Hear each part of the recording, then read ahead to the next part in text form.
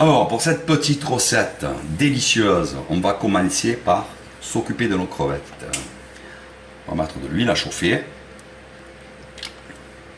J'ai préalablement fariné légèrement mes crevettes. Et je vais les faire caraméliser et cuire. Elles sont crues dans ma friture. Comme ça. Il faut quand même qu'il y ait un peu d'huile pour pas que ça attache. Mettre de ce côté, il y a plus d'huile, l'huile descend. Donc je rapatrie par ici. Alors je les fais cuire carrément parce que je vais m'en servir uniquement à la fin pour la déco. Mais on peut les mettre aussi dans sauter et mélanger, c'est pas un problème. Voilà, quand ça a caramélisé d'un côté, on retourne de l'autre. Ça sera plus joli coloré pour la déco.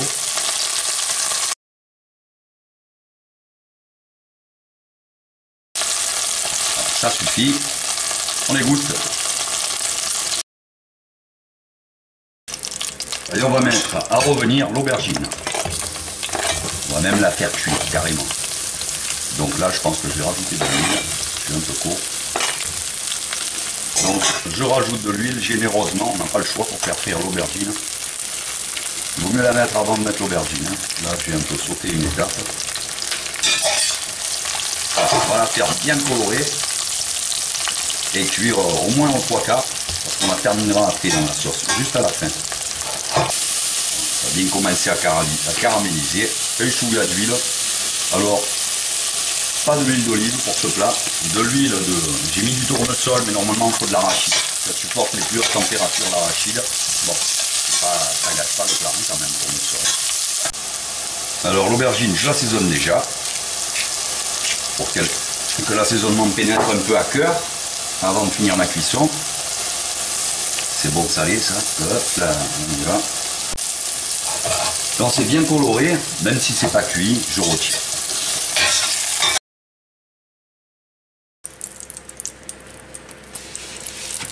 On va maintenant faire revenir un bel oignon. Toutes les quantités apparaîtront à l'écran pile poil. Hein. On fait revenir un bel oignon émincé.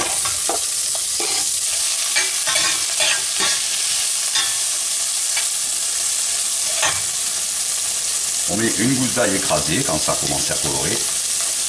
Écrasée hein, avec la lame d'un couteau ou une grosse cuillère à soupe. On appuie dessus, ça s'écrase tout seul. Et on laisse suer aussi avec quelques instants.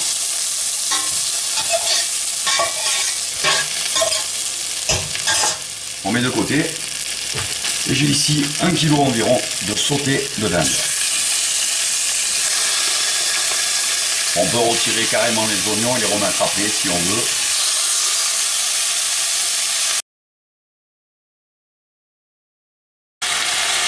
Voilà, quand la viande caramélise, on peut commencer à la retourner.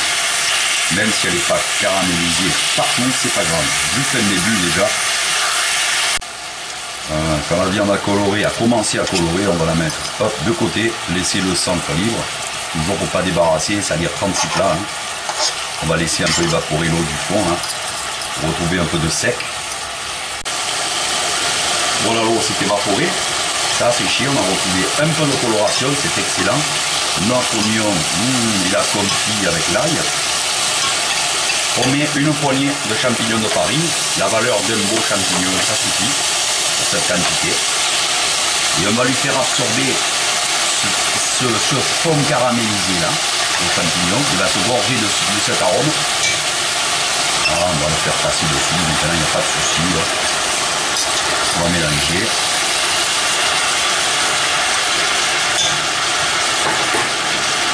On mélange tous les éléments, oignons, champignons et viande. Alors ça confit doucement, le temps que l'eau s'évapore.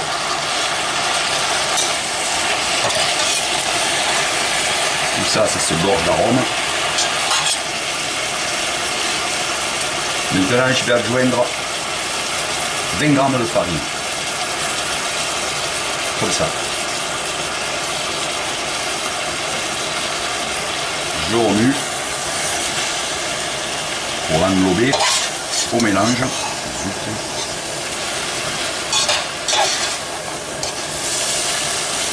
Je vais mettre 10 centilitres, 10 bons centilitres de vin blanc. Je vais laisser réduire de moitié à peu près. En gros, hein, grosso modo. Ce vin blanc, ça va très vite, le fond est chaud. Donc c'est l'affaire de quelques secondes à peine.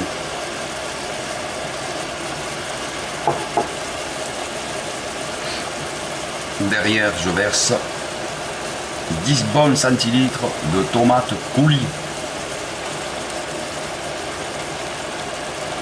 Je mélange. Grosso modo,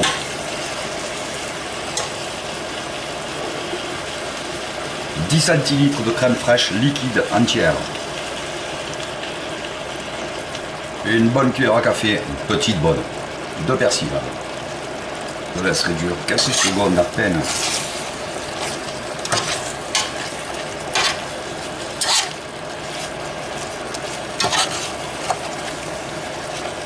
Et je mouille avec de l'eau froide. Un demi-litre, pas plus. Voilà, pas plus surtout d'eau, parce que un demi-litre max, parce que la dinde ou la volaille, en général le poulet ou la dinde, c'est le même temps de cuisson. Hein. Il faut à l'ébullition compter 20 petites minutes, donc ça cuit très vite, et si on met trop d'eau, on dilue les arômes, donc il faut mettre juste l'eau qu'il faut, c'est mieux. Pour justement pas diluer trop les arômes et avoir un maximum de goût. Après, on est toujours à temps de faire réduire la sauce pour garder vraiment que la sauce nécessaire au plat et gagner encore en arôme et en goût. On corse la sauce comme ça en faisant réduire, l'eau s'évapore, on corse en goût, en arôme. On va mettre un chouïa de poivre, du moulin. On va saler, il faut goûter après, hein. Le sel. Moi je sale à mon goût et je rectifierai à la fin. Là j'ai pas salé à mon goût. Après cuisson, je rectifie. Alors on va laisser à découvert. On va mener à ébullition et quand ça bout, on va compter 20 minutes, pas plus. Voilà, une ébullition tranquille pendant 20 minutes et on passera à la finition. Alors voilà, 20 minutes pile poil. Je vais éponger au max mes aubergines hein, avec un papier encore par-dessus. Tac, j'appuie, ça fait ressortir la graisse. Et je les balance comme ça dans la sauce. Et je mélange tranquillou. Ça. Et je vais compter. On va voir. 3 entre 3 et 5 minutes. On va voir, je vais vous dire. On va partir sur 3 minutes. Et voir ce que ça devrait le faire. La viande est cuite. Il y a juste à terminer les aubergines en fait. Un petit peu de cuisson.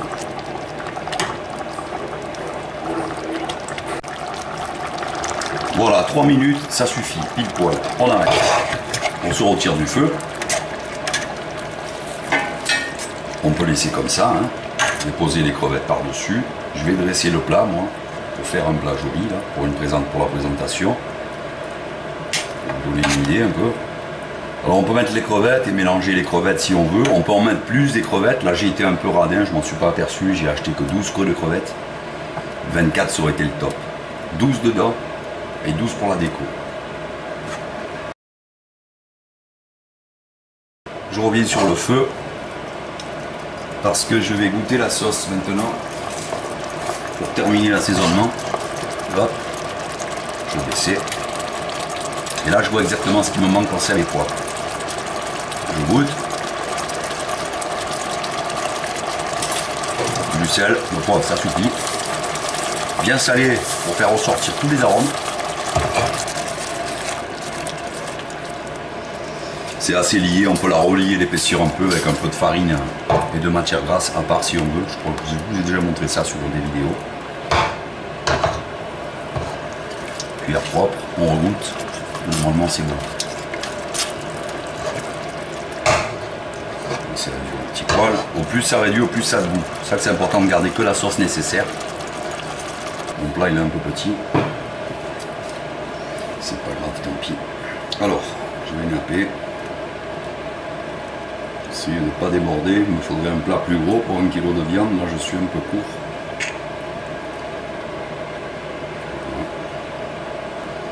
Je vais prendre mes crevettes.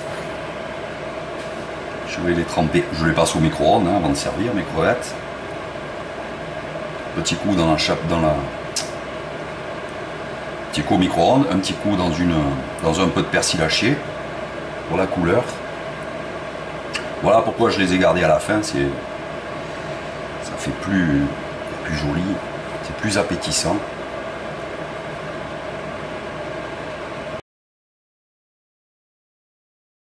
C'est pas très cher, hein, puisque c'est de la dinde et c'est un plat, ça c'est fameux. Je vous recommande de l'essayer, franchement.